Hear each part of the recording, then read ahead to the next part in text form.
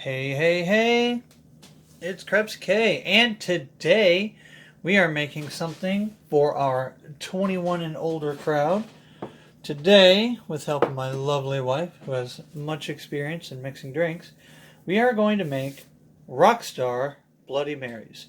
A lot of the things you see here on the table are garnishes, mostly these things, but these really set the drink apart from other basic Bloody Marys, okay? Shots fired. Also, you might want to put a little spicy nip in there.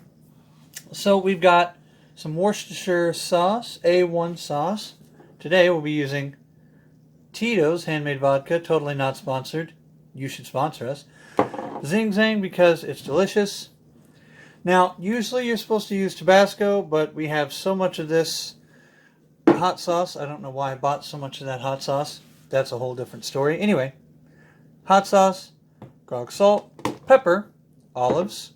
And here we have our domestic beer. I guess you could use whichever domestic beer of choice, I suppose. Shaker.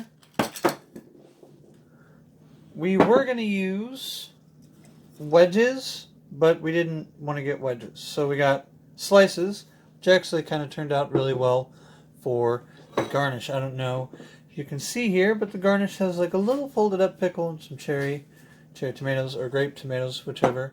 The recipe usually calls for beefsteak tomatoes, like a good slice of beefsteak tomato. But you just need tomato. So there you go. There's tomato, celery, romaine lettuce, lime, and bacon. That's right. We're putting bacon in our drink. That's what's going to happen. This is what we're going to do.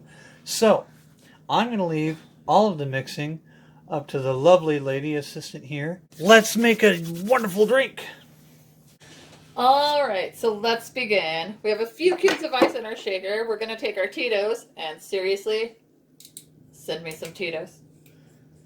So this is a shot of Tito's, which is all you need. It's a shot of vodka. Pour that in there. This is where the fun stuff starts. We're going to add some olive juice and a couple olives. The olives is going to soak up some of that alcohol, and it'll be delicious to eat at the end. We're going to put in some garlic salt. Some people use celery salt. I prefer to use a stalk of celery in mine. Some Worcestershire sauce. A good liberal amount of it. I don't like a lot of hot sauce, but most people like a spicy Bloody Mary because you're trying to kick a hangover. So a couple dashes of that in there. Now, my favorite, use a steak sauce. I like to use A1. Some people use Heinz 57, but I mean, if you're going to make a good Bloody Mary, make a good Bloody Mary. Alright,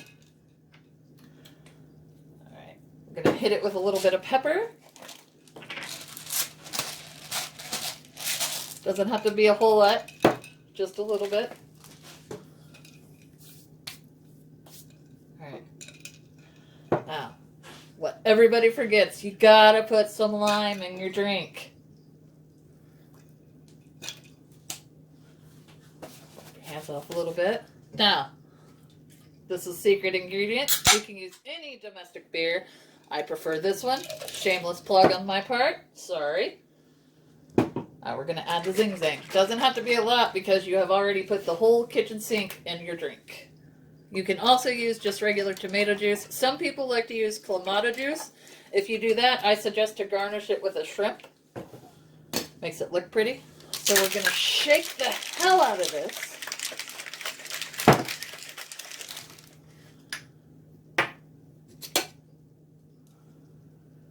Don't have to use a strainer. You want to get all that good stuff in there. See? There's your limes, your olive. I'm going to put a strip of bacon in there. Some celery. And I already made this nice little fan of vegetables here. All pretty. And there you go. You effectively have breakfast in a glass, people. I just wanted to get in frame a good shot of that beverage there. So, I want to thank you all for stopping by. You all have a great day. This was Krepsyk and lady friend. You all have a great day. I'm getting out of here.